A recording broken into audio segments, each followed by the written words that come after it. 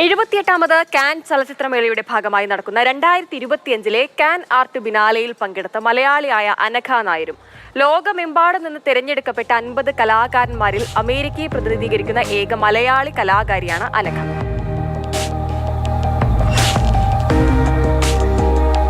ഇതിന്റെ രണ്ടാം തവണയാണ് കാൻ ഇന്റർനാഷണൽ ബിനാലെയിൽ പങ്കെടുക്കുന്നത്. 2024 എന്റെ ഫസ്റ്റ് കാൻ ആർട്ട് ബിനാലെയിലെ സെലക്ഷൻ. എന്റെ പുതിയ മാസ്റ്റർ പീസായ Tachi the mirror of the fortune bearer എന്ന oil plus resin and 3D acrylic art വർക്കിനാണ് ഇത്തവണ സെലക്ഷൻ കിട്ടിയിരിക്കുന്നത്. ഞാൻ ഇന്ന് US ഒരു IT കമ്പനിയിൽ പ്രിൻസിപ്പൽ എഞ്ചിനീയർ ആയിട്ട് വർക്ക് ചെയ്യുന്നു. അതിനോടുകൂടി എന്റെ സ്ഥാപനമായ കലാതൃഷ്ണ ആർട്ട് സെന്റർ എന്ന ഓർഗനൈസേഷൻ, ഗ്ലോബലി ഫംഗ്ഷനിങ് ഓർഗനൈസേഷനിൽ CEO ആൻഡ് ആർട്ടിസ്റ്റിക് ഡയറക്ടറായിട്ടും പെർഫോം ചെയ്യുന്നു. At the same time I'm an honored member of American Federation of Arts, International Arts Association and International Dance Council, UNESCO. May 16 മുതൽ May 18 വരെ നടക്കുന്ന can international art ബിനാലെയിലേക്ക് ഞാനും വളരെയധികം ഹോപ്പോടുകൂടി look forward ചെയ്യുന്നു.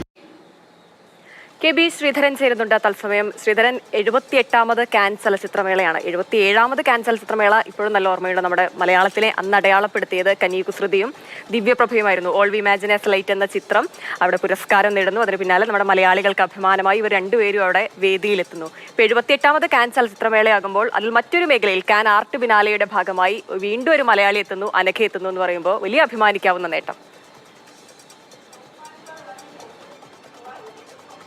തീർച്ചയായിട്ടും അഭിമാനാർഹമായിട്ടുള്ള ഒരു നേട്ടം തന്നെയാണ് ഹിമ പറഞ്ഞ പോലെ തന്നെ. അതായത് ലോകത്തിലെ ഏറ്റവും പ്രഗത്ഭരായിട്ടുള്ള കലാകാരന്മാരും കലാകാരിമാരും മാറ്റുരയ്ക്കുന്ന ഒരു ബിനാലയിലാണ് ഒരു മലയാളി സാന്നിധ്യം വന്നിരിക്കുന്നത്. അവർ അമേരിക്കയിൽ സെറ്റിൽഡ് ആയിട്ടുള്ള അമേരിക്കൻ മലയാളിയാണ്. നമ്മുടെ നാട്ടിലെ ഒറ്റപ്പാലം സ്വദേശിയാണ് ഈ അനഘ നായർ. അവരേതായാലും കലാരംഗത്ത് ഇന്റർനാഷണൽ ലെവലിൽ തന്നെ, അന്തർദേശീയ രംഗത്ത് തന്നെ വളരെയധികം മുദ്ര പതിപ്പിച്ച ഒരു വ്യക്തിയാണ്. ഏതായാലും ഈ ആർട്ട് ബിനാലയിൽ അവരൊരു പെയിൻറ്റിംഗ് ആണ്, Tachi the mirror of the fortune bearer എന്നുള്ള ഒരു പെയിൻറ്റിംഗ് ആണ് അവരുടെ തിരഞ്ഞെടുക്കപ്പെട്ടിരിക്കുന്നത്. ഏതായാലും അതിൻ്റെ എക്സിബിഷനൊക്കെ തുടങ്ങിക്കഴിഞ്ഞു. വലിയ പ്രാധാന്യം അല്ലെങ്കിൽ വലിയ ആളുകളുടെയൊക്കെ വലിയ പ്രശംസ ഇവരുടെ ഈ ചിത്രത്തിന് ലഭിച്ചിട്ടുണ്ട്.